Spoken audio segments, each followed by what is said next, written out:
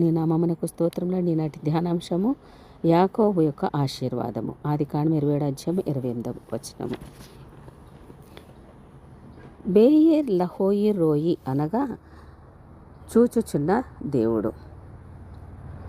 బేయేర్ లహోయి రోయి అనే మజిలీ వద్ద యాకోబు సాధువుగా జీవించుచుండెను. తల్లి గర్భములోనే ప్రాబ్లం మేకర్గా పోరాటానికి సంసిద్ధమైన వాడు యాకోబు. సాధువుగా జీవించడానికి కారణము తల్లి యొక్క హితోపదేశము. సాధువు అనగా దీనుడు. మత్తయి సువార్త 5:3 ప్రకారం ఆత్మ విషయమే దీనులైన వారు ధన్యులు, వారు పరలోక రాజ్యము వారిది. మహాగణుడు మహోన్నతుడు అయిన దేవుడు దీన మనసు గల వారి యొద్దనే నివసించును. యెషయా గ్రంథము 57:15 ప్రకారం తగిన సమయమందు నిన్ను బలిష్టమైన జనపదముగా దేవుడు నిన్ను హెచ్చించినట్లు ఆయన బలిష్టమైన చేతి క్రింద దీన మనసు అనే పునాది చిన్నతనము నుండే వేసుకొనమని నూరిపోసింది యాకోబు తల్లి అయిన రిబ్కా.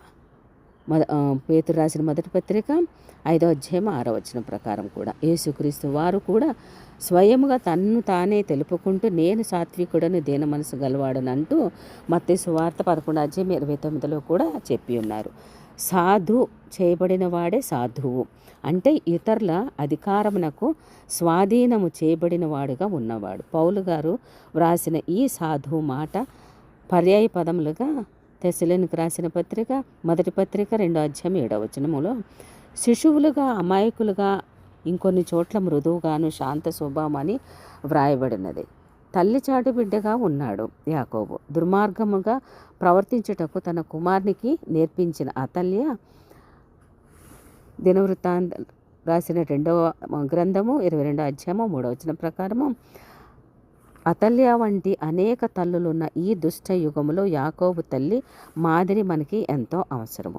గుడారంలో నివసిస్తూ ఆ చిన్న ప్రాయంలోనే తల్లి వేసిన హితోపదేశము తన ఆశీర్వాదమునకు అనగా యాకోబు యొక్క ఆశీర్వాదమునకు మూలమైంది.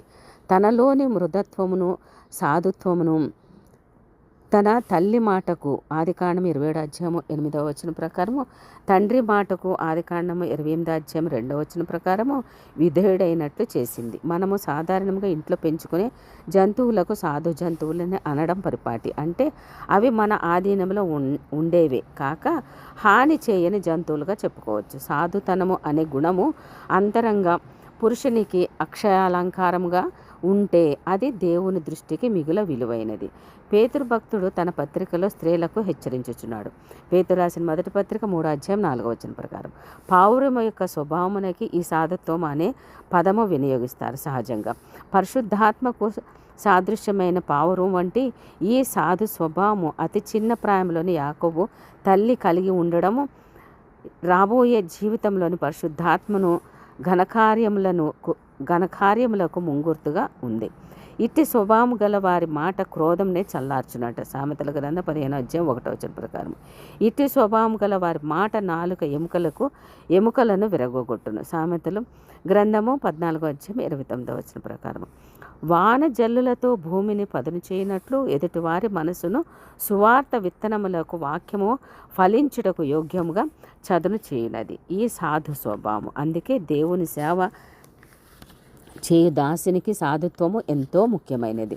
సాధు స్వభావం కలిగిన యాకోబు తన ముందర ఉన్న మందలు నడవగలిగిన కొలది ఆ పిల్లలు నడవగలిగిన కొలది వాటిని మెల్లగా నడిపించుకొని వచ్చేదనని చెప్పాను. ఆదికాండం 33:14 ప్రకారం దైవ సేవకులో ఉన్నవారందరూ కూడా వారి వారి సామర్థ్యం కొలది విశ్వాసులు కానీ, ప్రార్థన పరులు కానీ, భక్తి పరులు కానీ, ప్రవక్తలు కానీ, కాపర్లు కానీ వారి వారి సామర్థ్యం చొప్పున ఆత్మీయతలోనికి నడిపించినట్లు సాధు స్వభావం కలిగి ఉండాలి. సాతాను తన ఇష్టము నెరవేర్చుటకే చెరపట్టిన వారిని వాని ఊరిలో నుండి తప్పించుకొని మేలుకొనుదురేమో అని ప్రభు యొక్క దాసుడు సాధువుగాను ఉండవలనని పౌలు గారు హెచ్చరించుచున్నారు. తిమోతికి రాసిన 2వ పత్రిక 2:24 ప్రకారం. ఆమేన్.